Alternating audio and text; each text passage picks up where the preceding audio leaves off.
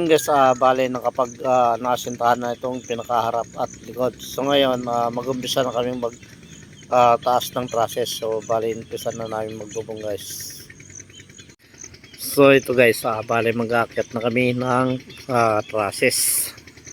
So bale, ang harap lang naman ang pag mga dos agwas, ganyan lang naman guys, asintahan yung harap tsaka yung likod. Kaya na bali pinapalitadahan na rin pala ni boss yung pinaka loob nung asintada dito guys, pinapapalitadahan niya na kasi yan hindi na talaga mapapalit, mahirap ng palitadahan yan guys pag nakabit na yung pinaka trusses nya. So bali dito kami mag-umpisa guys na mag layout dito sa harap na to. So yan guys, nakapaglagay na kami na isang trusses dito sa pinakaharap kahapon. So bali dito kasi kami nag-umpisa dito sa may harap. So bali ang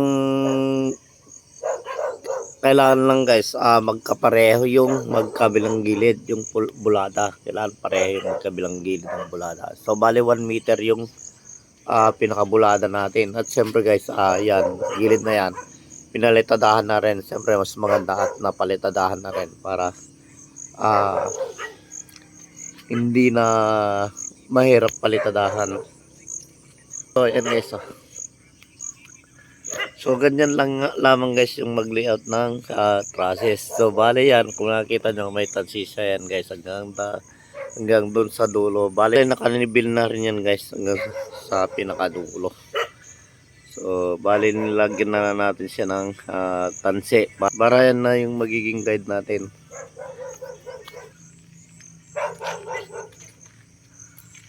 Lagyan na natin ng tanse para yun yan yung pinag-side natin kabilaan.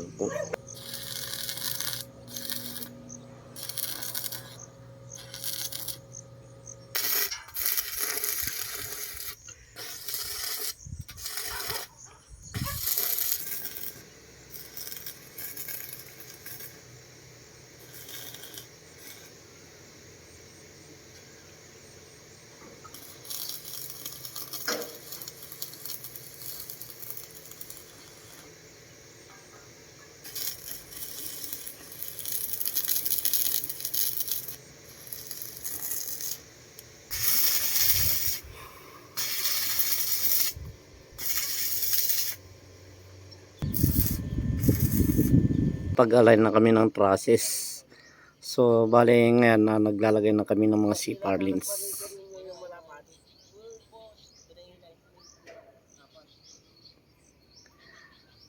Bale ang paglalagay yan guys, ayan, lahat yan naka diretso.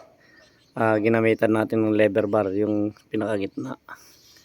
So ganyan lang mag-align guys ng mga trusses. So bali maglalagay na kami mga C-purlins.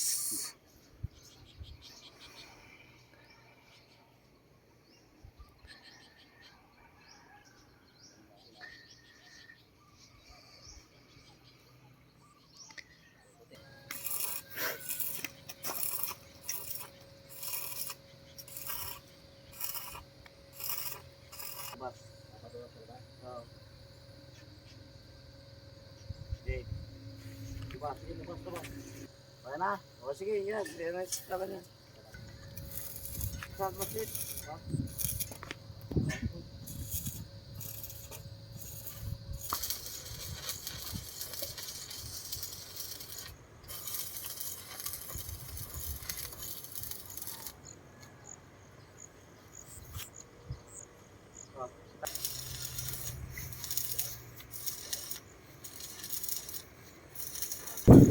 Yan. Oh.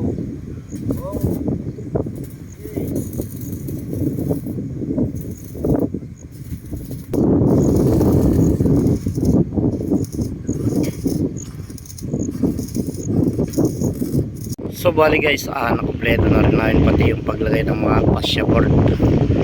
So bali kasi guys, walang magbibideo sa atin, so bigla minsan na lang yung pag-video natin guys. Yan, medyo mahangin. So napakalaki nito guys. Mahangin.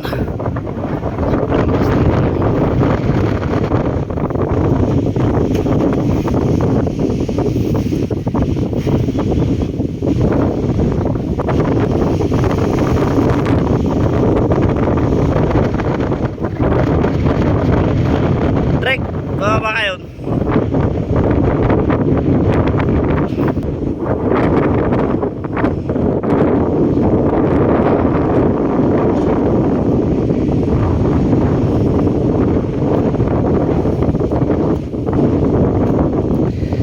So bali ang spacing pala ng mga pamako natin guys 51 cm lamang. So napakalapit guys yung spacing. So hindi nagtipid yung may-ari dito guys. Siyempre yung fascia board natin 2x10 by 1.5. So ang ginagamit natin guys dyan Engelborn na comfort by 1 and 1 half. So yung iba ang ginagamit nila dyan mga 10 mm or 12 mm. So mas maganda yung ganyan guys, malinis kasi yung kapag yung 10 mm or 12 mm nakasasagabal pa yun pag nag-spandrel tayo.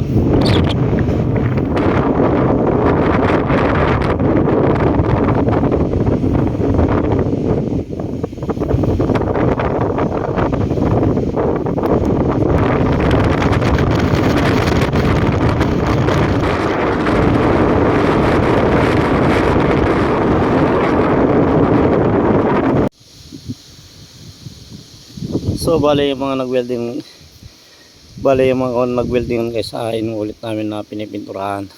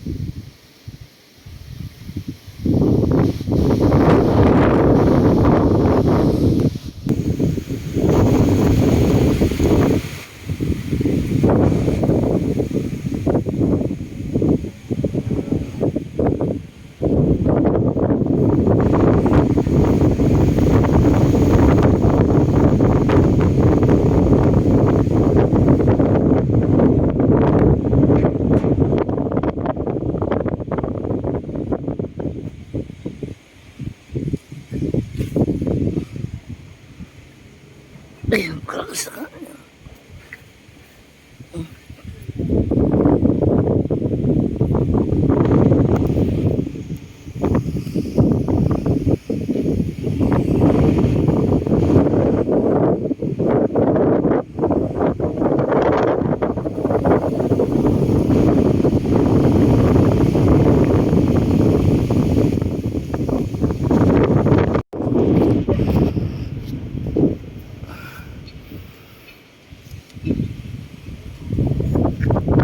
Bali guys, ito yung pinakalikod.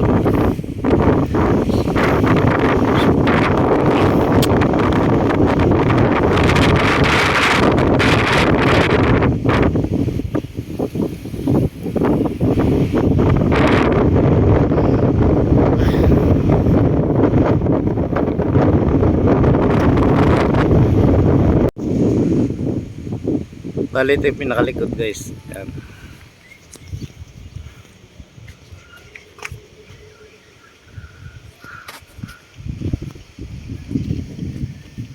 So hindi natin tinanggal to guys tong mga ginawa nilang andam yun, scaffolding. So bali magagamit pa ito guys yung mag-spandrel.